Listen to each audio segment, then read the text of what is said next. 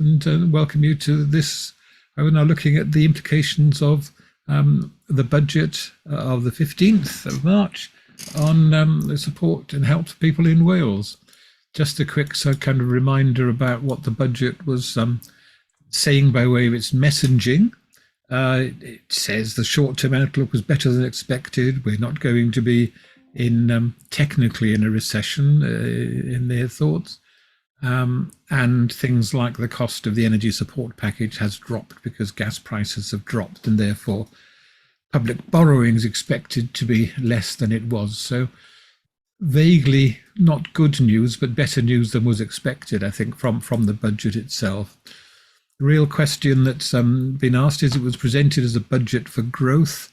There's an argument that it was in fact a getting people back to work budget, and that's quite a lot of what we're going to talk about this morning.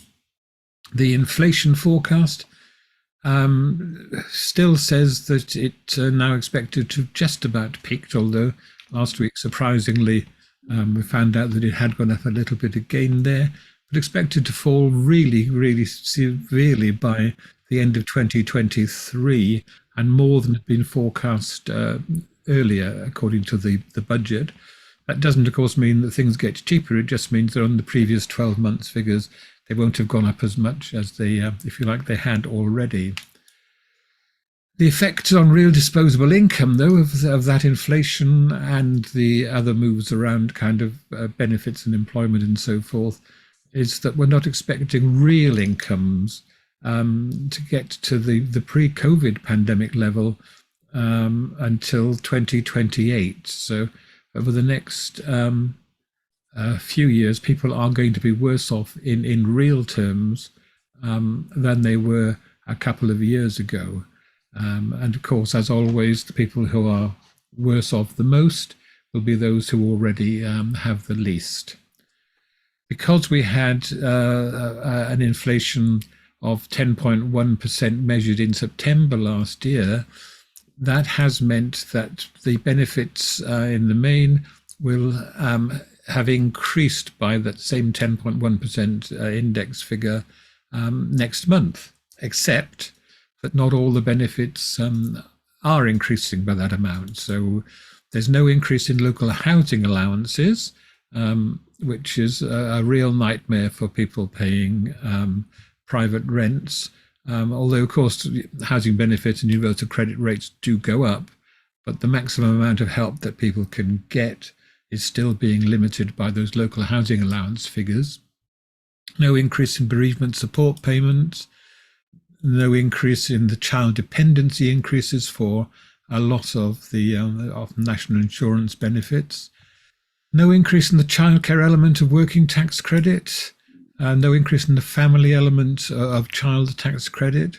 We're seeing quite a lot of nudging, I think is the term, people to think about moving themselves voluntarily off some legacy benefits into universal credit. No increase in that child benefit income tax threshold, where people with earnings per person of over £50,000 start seeing the equivalent of child benefit being removed through their taxes. So not everything increased by 10.1%, and that means the real value of benefits for many people not increasing by that kind of figure either. Tax and national insurance, a lot of these things pre-announced, but are coming into effect because of the budget. Personal tax allowance, which has normally gone up year on year to allow for the fact that you need to keep the same sort of percentage of your earnings free of tax, has been frozen at that 12,570 level. Tax and NI both using the same figure now. So the effect of that effectively is to create a stealth tax. If your pay goes up, you pay more of your extra pay in tax than you would have done had the allowances gone up as well. So that's again considered to be a fairly major cash winner for the Treasury in this case. National living wage, national minimum wage levels have gone up again by something just under 10% in the main. And of course, national living wage not only used as the kind of the minimum for low earners, but also used as a figure that's used in indexing for things like threshold figures within universal credit and other kinds of benefits. So as the national living wage goes up, then things like the thresholds will also increase. Again, for those of you who like reading lots and lots of tables, my blog, benefitsinthefuture.com, has a posting from a few months back looking at what the effect of increasing the national living wage was for somebody who's going to be receiving in-work benefits as well. And in fact, we just talked about the stealth tax of not increasing the threshold of tax and NI. Well, increasing the national living wage for many people means that in fact the employers pay out more, but sometimes 91% of that can go straight to the government, and very little of it actually becomes a real increase in disposable income for the recipients. So not always good news, but we don't want people to be paid less and less in any terms year on year, of course. What else has the budget been talking about? Well, coming on to some more specifics, there's the disability white paper, which Tom is going to talk about later on, with the huge implications for support of people in Wales and for the way in which the benefit system is going to work. I'll just throw in one little thought there that 12 years ago, the Dilnett report talked about how social care was going to be funded and improved within the UK. We've had a number of proposals since then. One was meant to be coming into force later this year, with things like the overall cap on care costs. That's been postponed again now to October 2025. And frankly, it doesn't seem likely that that's going to be implemented either. So I think we have a number of issues around both disability and sickness benefits and around social care that's going to concentrate, I guess, minds within Welsh Government quite a lot. Energy support, well, we know that the government was planning to cut the energy support that they put into bills in April. That's now been extended with the budget for a further 3 months, but they're not going to be renewing the winter fuel payment for everybody. So household costs are still going to rise in the short term.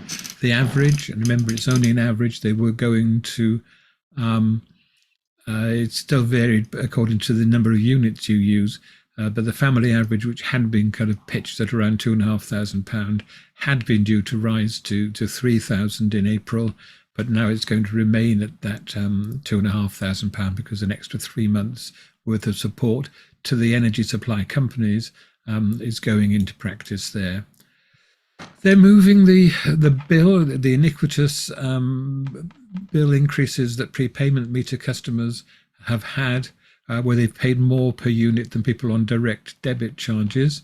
That's going to be frozen so that the per unit charge will be the same for both until April 24. And there are going to be proposals developed to look at a social tariff for energy in the interim. The supply companies have always argued that it costs more to provide prepayment meters in terms of administration and the equipment and servicing and so forth, and that's why they charged more per unit for those people. But of course it meant again that the poorest, as with the poverty premium so often, were paying the most for their energy. We are expecting actually to see a fall in the cost of energy and therefore in the cost of bills after July as the suppliers' costs fall.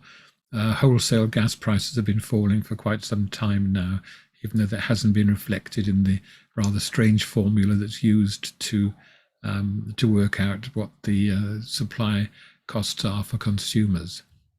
Coming on directly to benefits, universal credit. Increasingly, of course, now the main benefit that people are going to be faced with when they're of working age, and major changes to the work capability assessment there, which Tom's going to be looking at later on there. But big changes around childcare. The first big change is that childcare costs will be paid in advance, so that when they're due rather than after the bill has had to been paid. Maximum increases of the amount of help you can get for childcare going up by a substantial amount.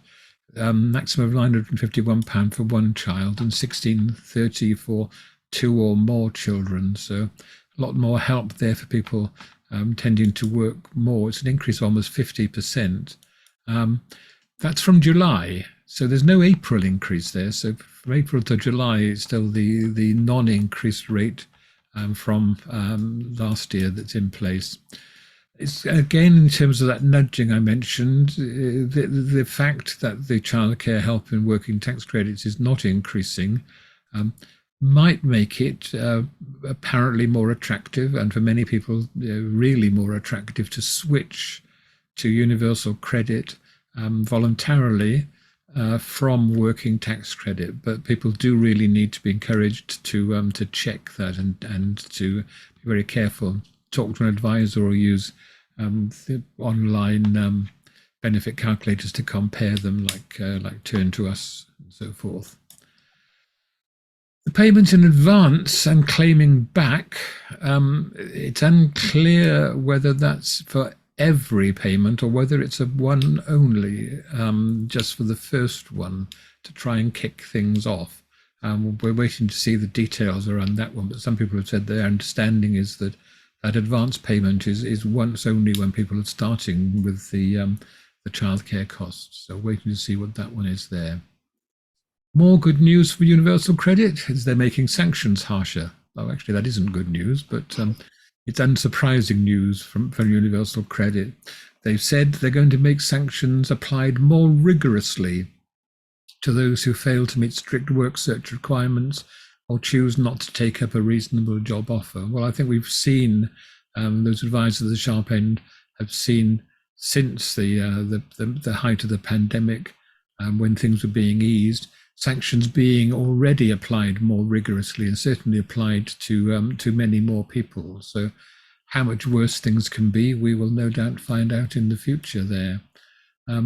One thing which is changing is the administrative earnings threshold, and that's the level at which if you earn over a certain amount, you've really not had to be worried about regular contact with the job centre and sanctions and so forth, being increased from 15 hours to 18 hours at the national living wage.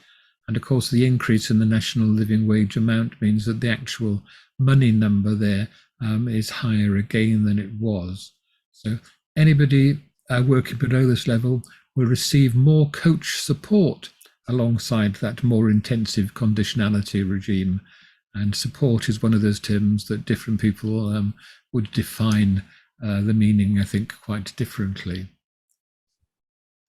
One unsurprising thing is the universal credit surplus earnings rules that apply. These are the rules that say if you earn over a certain amount or more than the amount that stops your universal credit being paid, so you earn more than you need, then some of the extra will sometimes be used as notional income when you come back onto universal credit in the future during the following 6 months.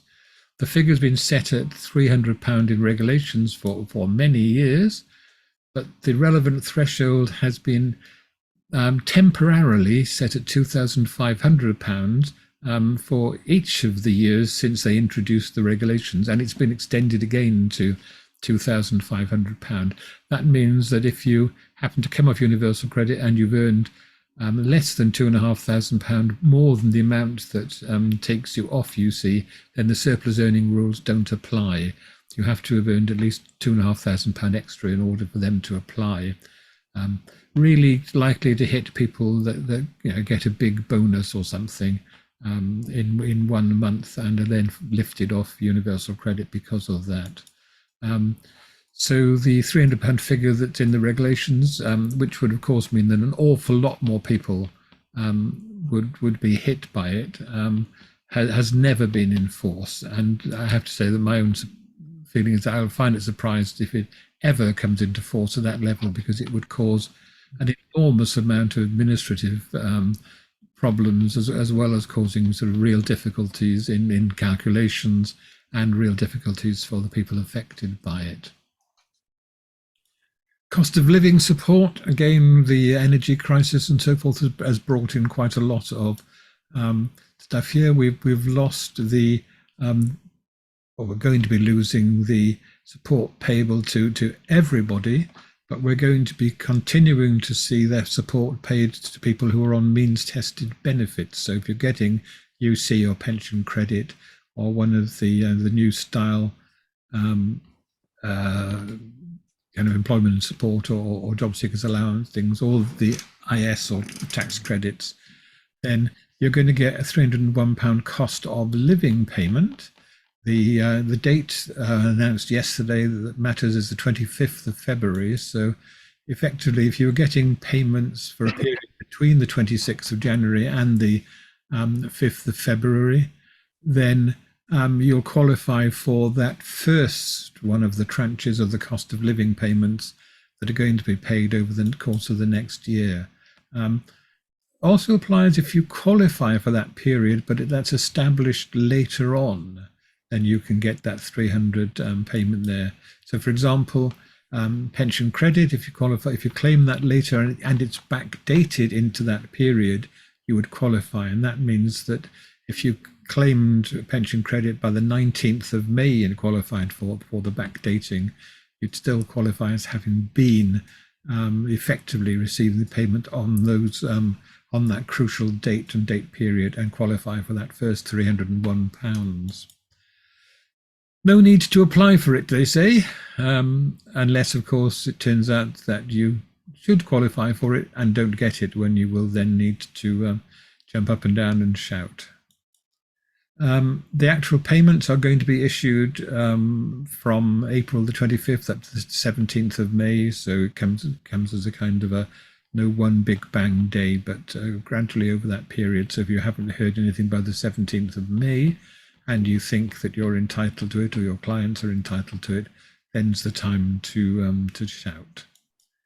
There's going to be another £300 payment in the autumn, and £299 in the spring of next year. So these are all the payments for the means tested benefits, and the 301 and the 299 just make it easier to identify what the payment is when it appears in accounts and so on.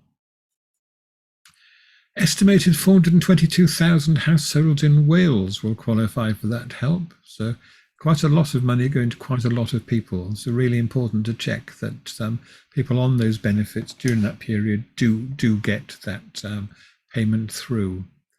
Now, the kind of support around the same area there, well, if you're getting a qualifying disability benefit, and there will be some people in Wales who are receiving the Scottish disability benefit, I'm sure.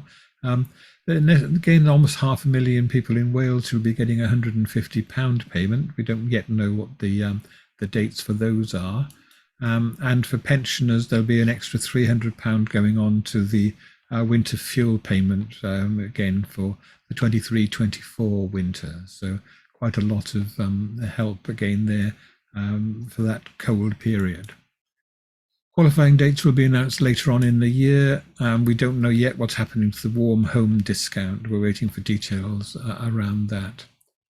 Some of the other budget announcements, universal support. I'm not sure whether Tom's going to talk about this one at all, but they've announced the rollout of the universal support program, which used to be the name used for other kinds of help that was abolished back in the early 2010s.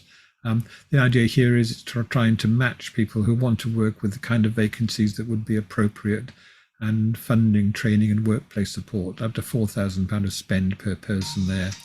Rolling out already in some areas and due to be completed in 2024. That's for us across England and Wales. Childcare support, lot of announcement, a lot of headlines around the increase in childcare support that was announced. Free childcare support for 15 hours a week for children over 2, as long as both parents work or as long as a single parent works. 30 hours a week for children over 9 months from September 25. And then a big wraparound care between 8 o'clock and 6 o'clock by September 26 in England. The first one, and in England the second one, and in England the third one. Far too many of the headlines didn't bother to mention that side of things. That, of course, childcare being a devolved issue, all those announcements apply only to England. The extra funding equivalent, though, has been put in because of the Barnett formula to Wales, but of course, Welsh Government hasn't yet looked at what it can do with that extra money. Worth touching on what childcare in Wales already currently has. So we know that 3 and 4-year-olds across Wales are entitled to 30 hours a week of funded childcare.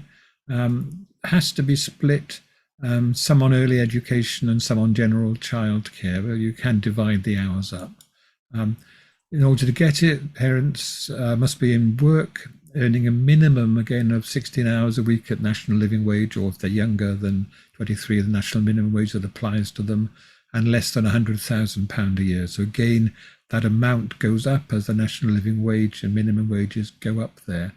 If the criteria isn't met, then there's no eligibility for any free childcare hours there. We've got Flying Start, which has been rolling out for 12.5 hours of free childcare a week for children aged over 2, aimed at the most deprived areas originally, but being extended as what's called phase 2 of it rolls out, and phase 3, which should bring all the help out nationally starting in 2025. Need to check with the local authorities' family information service which areas are covered by the scheme currently there. Where you are in areas where it's covered, you get 2.5 hours of childcare per day for the 5 days, giving you that 12.5 hours. During term time, so that's 39 weeks of the year, until the term in which they turn 3.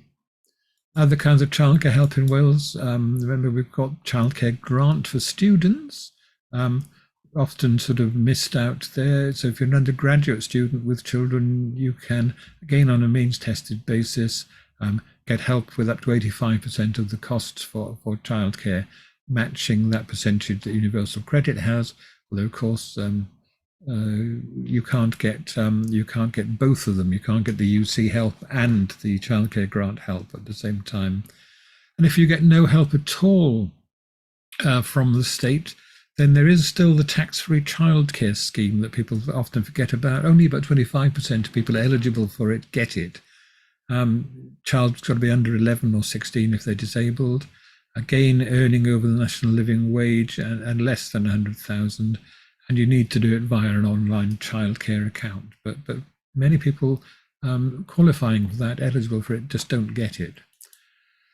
We've also got, of course, things like support for school children. I won't talk about things like free school meals and educational maintenance allowances and the access schemes and so forth. But there is a new package of support coming in for providing tuition and mentoring and mental health and well-being services, and a fund for transitioning students into employment and further education as well, which is again starting this month there, so worth looking at that. A bit of an advert for Dangos. We're going to be offering a new course later this year, well, hopefully in 6 to 8 weeks' time, on support for children and young people in Wales, which will be a standalone course that goes alongside all the other Dangos sessions. So we'll be putting some dates up shortly for bookings onto to that. And there's also a fund for developing professionally teachers and school leaders there. That's my little bit. I'll come back and do a bit more advertising later on, but I'm going to pass over now to Tom to talk about disability, sickness benefits and the white paper. So I'm now turning myself into a slide clicker. So he just has to raise his arm or say next, please, and I will click my button. Oh, next, please, even. Right, when's it all happening and why? The Health and Disability White Paper, it's messing around with something that's very much part of the bread and butter work of advisors across Wales. It's not going to be until 26, 27 at the earliest. and that the plan would be an area by area rollout taking 3 years to become national. So we're not talking until 2029. That throws open the whole possibility of, this is a white paper only, so it's got to go through a legislative process, which may lead to some tweaks and changes in the proposals. Then the DWP have got to think about implementing them anyway. And of course, there is going to be an election in 2024, which without casting any sort of political crystal balls, could possibly lead to a change in government. Not necessarily, but it's on the cards and it's one of the options. So that will affect things. Next, please. So why do they want to do it? Well, it's all in the name of that welfare reform has always really been about moving from benefits into work, hasn't it? Right from the beginnings of ESA. So there's a quote there from one of the DWP ministers: we want to give people confidence to try work, so that those who are able to can progress in or towards work without the worry of being reassessed or losing their benefits.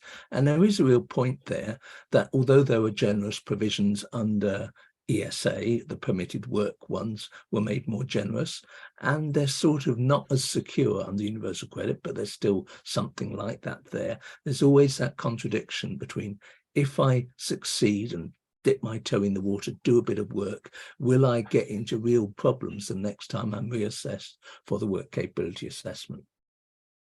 Now, the big driver for the DWP and evidence as part of the why they're doing it is that their research shows that 20% of those in the limited capability for work-related activity group, that's the most unwell, the most poorly of claimants, feel work could be an option with the right support. But of course, that also means that 80% of people in that same survey would have been saying, well, work isn't really an option. I'd love to, but I can't see it. So let's not make a policy purely for the 20%, dear government. There is that concern then that the work capability assessment does get in the way, gives a barrier to people to explore their work options.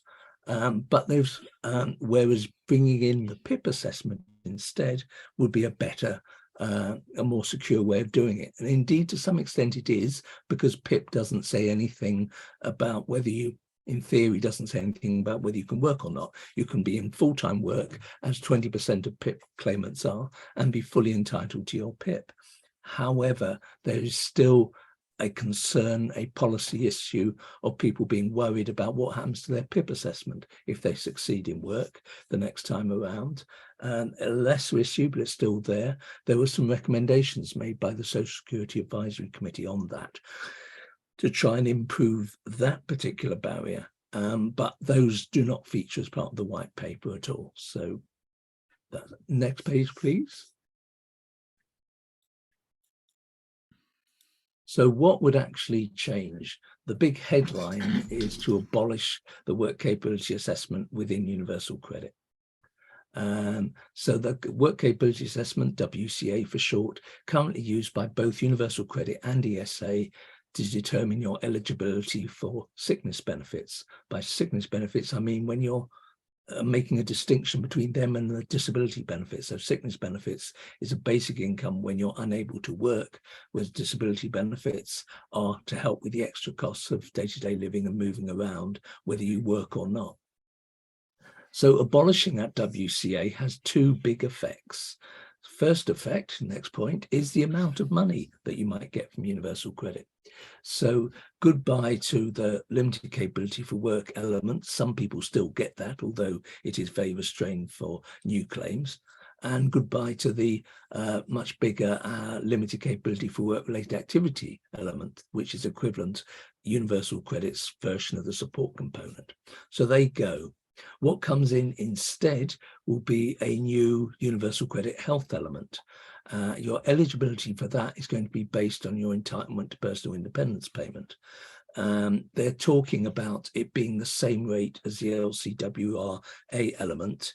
It'll be interesting to see whether they if it becomes closer to implementing, will they end up with a 2-tier, bring back this sort of a lower amount if you're on standard rate and a high amount if you're on enhanced rate? I don't know. Those are that sort of detail isn't necessarily in the white paper. It's just the broad idea is that it would match. Next point, please. For those who are getting the LCWRA element at the point of change, that will be replaced by a transitional element of the same value.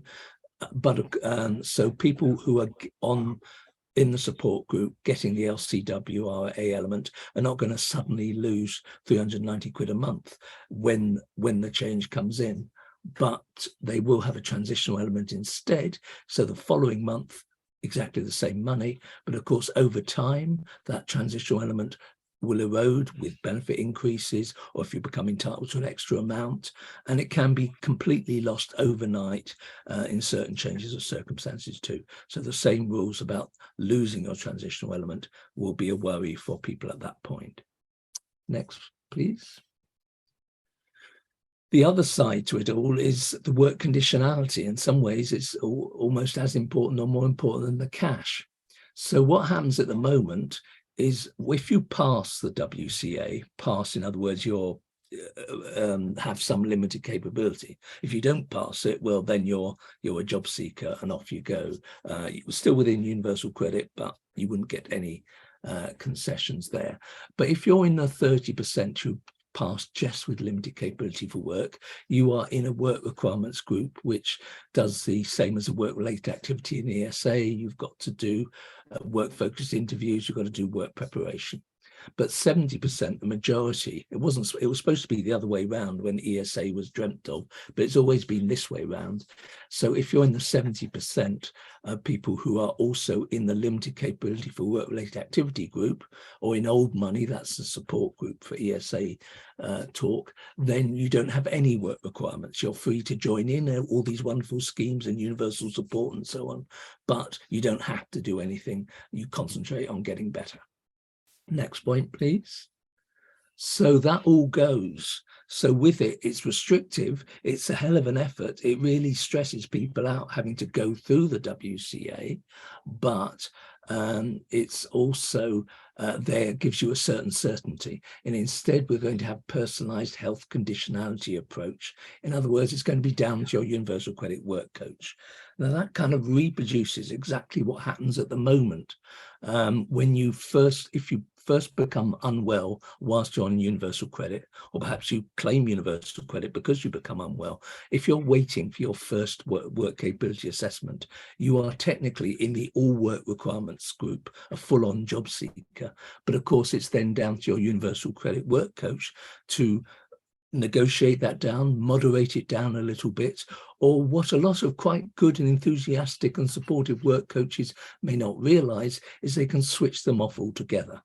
So that is the equivalent of what they're going to do to everybody, even if you've been on long term and got your health element added onto your universal credit. So it's extending that, and that doesn't always give people lots of cause for confidence. Next, please. So what is happening with ESA in all of this? Well, the white paper sort of says, because there's some general confusion at Universal Credit about ESA, because as we're probably aware, the income-related ESA, part of ESA, is merging into Universal Credit, but the contributory side of ESA, now called New Style ESA for people who are making a new claim, does not, and survives, has always been intended to survive the full rollout of Universal Credit. So is this going to be a backdoor way of closing it? Well, the government and DWP don't really like there being ESA and would love to sort of get a cut sometime down the line by getting rid of it and saying, oh, it doesn't really fit with universal credit anymore. What they are saying, though, is there is no change. So they're committing to ESA, contributory ESA carrying on. And they're also saying that the changes in the white paper will not apply to that new style ESA claim, which presumably means that the work capability assessment will carry on for people who are just claiming new style ESA. Next, please. Some other changes mentioned in there, with the focus being basically the PIP assessment says everything, there is talk about improving the experience of going through PIP assessments. So an enhanced support service is going to help support claims. They're already doing a piloting a severe disability group. So if you're in there, one, you might be less likely to need to have a health professional's assessment, be that on the phone or in person, when you first claim your PIP. And secondly, once you've been awarded PIP, you should have less frequent renewal of claims, because PIP tends to have a default setting for almost everyone of every 3 years, even for people with profound lifelong sort of disabilities going on. And that throws up the interesting question as a sideline, certainly not in the white paper. There's a whole lot of this kind of, even more than this, a lot of improvements are planned to happen with adult disability payment, which is replacing PIP up in Scotland. Obviously, we've got no say in Wales, no devolved powers, but if it works out well, if being nicer to claimants in the claim process and the assessment process, as is planned for adult disability payment, which is now fully up and running in Scotland, if that is true, we might want some of that in Wales, or at least encourage the Welsh Government to lean on the DWP to look at lessons that they could learn from ADP. Next, please. There's also those new resources to support work. So there'll be additional work coach time and support, how they're going to carve that out. Perhaps they're going to employ some work coaches instead of reducing the numbers, and further work with employers to open up opportunities. Those are the key ones mentioned in the white paper. But of course, the universal support, which is coming in earlier, the new definition of universal support of helping you into work that Gareth mentioned earlier, that of course will be an extra resource for people with disabilities coming into work. Next, please. So who is affected by the proposals and how? Well, there are 3 sort of groups in the current system as regards these 2 assessments. The first group, about 1 million people, only get sickness help, extra sickness help via passing the work capability assessment at the moment. So those are people that have passed that assessment but would not have not applied for PIP, perhaps wouldn't get PIP, perhaps they're not going to be there long enough, unwell for long enough to meet the 9 months forward test for PIP, or they just wouldn't meet the criteria, because although a lot of people do overlap, as we'll see in a moment, and get both, they are measuring 2 very different things, the 2 different tests, the work capability assessment and the PIP assessment. So they are their worry is that if you're a new person coming onto it, you are going to lose a load of dosh. And the other worry is, I've lost the protection. I didn't like going through the WCA, but at least that put me into a safe place where I wasn't going to be hassled by UC work coaches. Now I've got to negotiate with my UC work coach, which might be a wonderful experience, or it might be incredibly painful and stressful, depending. Okay, next, please. The next group are the 1.6 million who get both sickness and disability amounts. Now, they will be able to get the new health assessment because of getting PIP. So financially, they're in a slightly better position than the first lot. But on the other hand, they still need to prove their sickness, and they will have those same reservations about what will work requirements look like in this new personalised flexible era. Next, please. And finally, perhaps the group that does best of all in that are the 0.8 million people who only get PIP. And at the moment, they don't get any recognition for PIP in financial terms within universal credit. It does help you in certain ways within the way universal credit works, but you don't get any extra element. There was a disability gap, if you like, in the way universal credit was put together. Now, that disability gap is closed because at least personal independence payment directly contributes to you getting an extra health element. So this could be music to the ears of people, for example, on working tax credit, who are disabled workers, who are worried about the transfer to universal credit, which gives nothing extra for disabled workers. The only way the current arrangements under universal credit help disabled workers is if you're on PIP, they will give you special permission to undergo a work capability assessment, which you normally wouldn't be able to do because you're working over 16 hours. Now, that's great in theory, but what you need to get the replacement for your working tax credit disability element is to be able to pass a work capability assessment satisfying the healthcare professional that you've got limited capability for even work-related activity on your way to your full-time job. Is that going to happen? So now they've got security. That group will have better security under these proposals because their PIP will automatically get them their extra element. So that's and that recognises not just workers but other people with disabilities who might be being carers, might be being job seekers, might be being parents. They at the moment are left out, but they too could access that health element. Next, please. So there were some concerns then. So WCA and the PIP assessment, they measure two very different things: sickness versus disability, as I've already mentioned. Next point.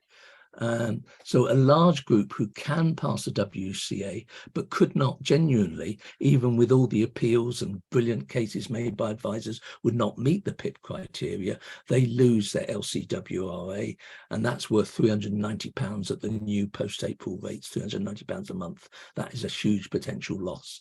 Yes, transitional protection helps if you're already getting it, but it's not available if you're a new claimant who's unwell. Next, please. So yeah, that's as of speaking ahead of my point. So yeah, transitional protection helps. Next. And there's that loss of certainty. So the 80% of LCWR claimants, and remember that LCWR claimants are the majority of the unwell under universal credit. They're the ones who are most removed from the labour market, and perhaps they need their current protection of a purely voluntary engagement if they wish to explore work options, rather than having to do it and being in the hands of a universal credit work coach who will not have any medical professional type training. They'll have whatever supported training and whatever improved training may be given for them to take on this massive new task. Next point, please. So really, how confident do people feel? And I throw that open to people on this call and make any comments in the chat or questions. How confident do we feel about universal credit work coach discretion, which does exist already, as I mentioned, for people who haven't yet had their work capability assessment but have told the universal credit work coach that they're off sick. So it's entirely up to the work coach what they have to do. What safeguards are there against the risk of sanctions and worse? At a time when sanctions are an all-time high, they have cranked up. They came back with a vengeance in July 2021, and they came back with the highest sanctioning rate, far higher than before the pandemic. Next, please. So finally, I'll shut up and throw it home to you. Could universal credit be made fitter for work on health issues? I've been banging on for years in my big book of benefits and stuff like that about the disability gap. So bringing some link between PIP and extra universal credit is a good thing. Yeah, on its own, that particular measure is a great thing. And if we're only going to have one assessment of the two, and other advisors may disagree, but of the two, I think the PIP one is a more thought out, more user-friendly assessment that you can work with perhaps better, although of course it measures something different anyway. Next, please. But dropping the WCA has those real risks, significant financial losses for those who can't meet PIP criteria, and that fear of a much less predictable work requirement regime going on, especially in the backdrop of an ill evidence. There is no evidence that sanctions actually do anything, do what they're supposed to do in that culture. Next, please. So just throwing this on, why not go back to the future? Way back, universal credit the original plans were going to be a simplified version of what income-related ESA and tax credit do. And so there was going to be elements for sickness, a bit like the work-related activity component and support component of ESA at the same levels. And also at the same levels, the original plans had a separate disability element at 2 levels. If you were receiving DLA, or which then became PIP, it was DLA back in those days. Next point, please. Might going back to that be a good idea? So just as there were consequences from UC forgetting about disability before, up until now, or it still does, with the white paper, does it mean that we're in danger of forgetting sickness, or UC is in danger of forgetting sickness? Might a better way then come from rethinking universal credit to make it actually fit for work for people with health issues, for the people who are unwell and able to look for work, focusing in on the stuff that really makes a difference, which is that personal support, those extra resources, that work with employers, that voluntary engagement without fear of your benefits for those that can. And without making support and security endangered for those who can't be approaching work. And working people with disabilities and their contributions, and valuing disability, and not just enabling people into work, but people who have a disability but make massive contributions as carers, as parents and everything. So we could do both. We could have a system, and that's what legacy benefits in their clumsy way and did allow that to happen. So over to your thoughts on that and any questions, and back to Gareth. Thanks, Tom. That was great stuff. We had a comment in the chat from Sarah Frost from DWP about the childcare advance payment. And she confirms the advance payment is for the first childcare cost payment only. Thereafter, the parent claimant will be able to claim up to the usual 85% of childcare costs as part of the universal credit claim. Does that mean, Sarah, I don't know if you want to unmute and if you can answer this one, does that mean that you'll get your first payment and then you're back into arrears after the second payment has been made? So you get your advance for the first payment, then you have to make the second payment and then you claim again. Is that correct? Hopefully you can unmute, Sarah.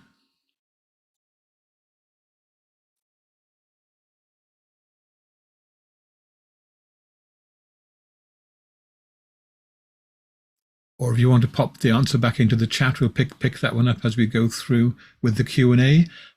Please, put any questions you got into that Q&A button or into the chat.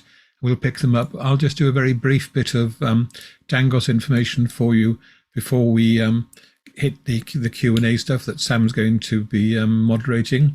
Don't forget, we've got the Dangos forum, which is where you'll find these webinar. Sarah's just put in the chat, I can't hear you, I'm afraid. But we'll pick up the chat stuff in a couple of seconds. If you could answer that one in the chat then, Sarah. Reminder, we've got the Dangos forum, which you can find at dangos.wrac.wales. That's where you get lots of news items and the recordings of these webinars and the slides, and also gain a forum where you can look for support, ask questions, make comments and so forth. So would encourage you to sign up for the forum there. As I said, we've got, thanks to Welsh Government, another year of Dangos that's been confirmed starting this month.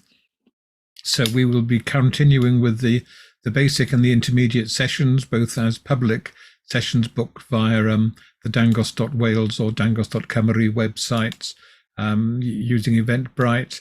But we're also going to be producing new courses, one on children and young people, and one on older people and those in need of care. So those will be bookable again within the next 6 weeks.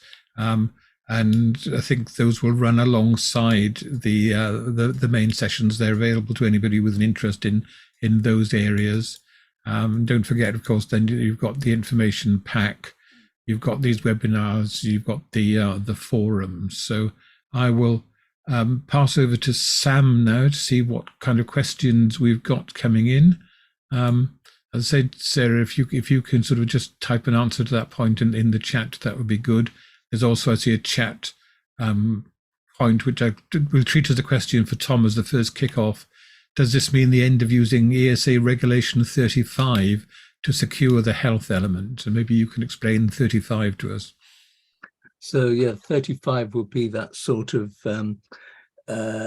bit where you may not have scored the points for the work capability assessment, but you're treated as though, because there will be such a risk to yourself or others if you were not treated as having limited capability for work-related activity. It's a sort of safety valve when the test doesn't work, because for some conditions in DWP recognise that when they brought the thing in, that there were some conditions which are so just don't score the points but really would get in the way in the workplace, and that is something that a lot of advisors will rely on as a safety net if they don't manage to convince a tribunal to award the necessary points. So that will it will work with for ESA, but and it kind of answers at the same time another question in the Q&A button. ESA is, they're saying they're going to leave it alone. It's not going to be affected by these changes. If that is the case, then ESA carries on, it's available, and it will carry on with a work capability assessment. So they'll be running a work capability assessment organization, outfit, contract, whatever, just for ESA claims. So that will mean you can use it for ESA regs, but it will have no effect on universal credit. Similarly, it will have no impact on your universal credit status. So in the particular one that Carmi's asking about, what about if somebody who doesn't qualify for PIP? Well, they are going to have no extra income or no extra protections in a universal credit post these white paper changes. So they lose out on the universal credit, but they will maintain their new style ESA claim with support group just as before. Sam, do you want to sort of feed any more questions through? Okay, we've got one saying, when did you say this will come into effect, please, Tom? So the timetabling they're talking about is not until 26, 27 at the earliest to start rolling this out. And that would mean that with the aim of rolling it nationally, over 3 years. So the whole thing, if implemented, if it started on time, would finish in 2029, that everywhere in the UK would be covered by this change, if that happens. And that opens up the, well, it's a long time, and there's a general election between here and now. So it is worth noting that some of these ideas, using PIP in universal credit, is actually a policy borrowed or shared from the opposition, but the concerns about what happens to people in sickness have very much been vocalized by front bench shadow spokespeople from the Labour Party. So they're not keen on giving sending everyone off to their work coaches for having their work requirements policed in the way that the white paper proposes. So that it might be different. Sarah's put in a bit of an answer on that childcare question. Apologies for the audio not working. So she says, and we'll put this in the chat and on the forum answer. The system will be that flexible support funding will be used to pay the upfront childcare costs as now. The parent claimant will then draw down the funding for those costs up to the new maximum levels, which along with their wages from the new work will provide finances to pay for month 2 of the childcare costs, which then in turn will be drawn down as a reimbursement, and so the cycle continues. So I have to say I'm still not quite clear, therefore, whether that means there's kind of one payment of help from which they need to pay 2 months' charges, but that will become clear, I'm sure, as we see the regulations and the drafts there. Sam, another question? Yep.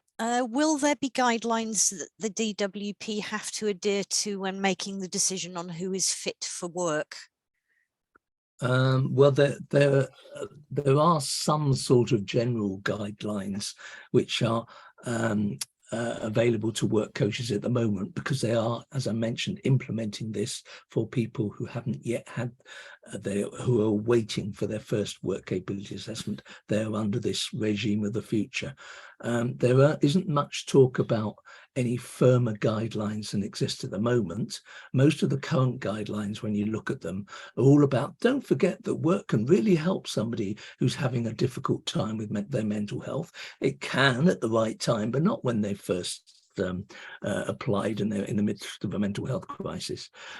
So it's not, there are a few more limitations they're talking about. So although treated as for the WCA goes with the WCA, the various reasons where you're automatically through the test, they will maintain some of that. It won't be treated as passing the WCA, it'll be treated as getting the health element, and they're extending that list a little bit, which will give a safeguard to a few people, but it's not very far, not very many. There are a few examples. I can look them up and paste them into the forum, the full list of the extensions. But otherwise, it's good old universal credit work discretion. The whole point is to make it personalised and fit for the individual, and therefore the universal credit work coach is in a better place to do it than a fixed line as imposed by the WCA. That's the argument. Sam? Why have sanctions been made worse? You really have to kind of get inside the mind, I suppose, of the government there. There's always been a fundamental belief, I suppose, that some people who claim benefits are doing so in order to have a luxurious, easy life where they can lounge on their John Lewis sofa, eating champagne and truffles and watching enormous flat screen TVs. TVs are always flat screen. I don't know if anybody's ever tried buying one that isn't in the last 10 years, but nonetheless is there. There's a feeling that sanctions are there because if you have conditions for getting a benefit, there has to be a kind of punishment for people that don't meet the conditions. So carrot and stick side of things. What really I think is questionable is the balance right? Yes, if there are rules, then they should be followed. But now those sanctions can be so severe that they are not just the slap on the wrist. They can throw people into absolute poverty for quite long periods of time, and that just doesn't seem to get the balance right. Time for one more, I think, Sam. Okay, we've got one for Tom then. Are there any extra safeguards to limit UC work coach discretion? Oh, I think that's similar to one I sort of answered before. Apart from a few people, a few extra groups added to being treated as qualifying for the health element, then otherwise not. There may well be there will be pressure for it to happen because there is a lot of concern, and that will happen through the legislative process. The opposition's big beef is around, they might go with this idea of flexibility, but the pressure will be on from the opposition and within the governing party too, to have a bit more limitations and guidance and some clearer lines drawn to kind of hold down potential unreasonable use of that discretion that's becomes available to work coaches. Okay, we've hit our end time. We're trying to keep these things to that 1 hour. So thank you all very much for attending. I'll remind you that we've now got the extension of Dangos for another 12 months, thanks to Welsh Government. So we've got lots more courses put up on the dangos.wales and dangos.cymru website you can book onto, or via the Dangos pages on Eventbrite. We've got the new courses coming along on children and young people and older people and those in need of care. There'll be e-learning courses that go along with those as well that people can sign on to free. Do encourage people to attend the courses individually or to book us in-house courses for teams. We've got the funding to provide these courses to teams of people. So we're very pleased to be able to do that over the next 12 months. Don't forget, you'll find the recording of this webinar and the previous ones and the slides and all the things like information packs and so forth on the dangos.wrac.wales forum.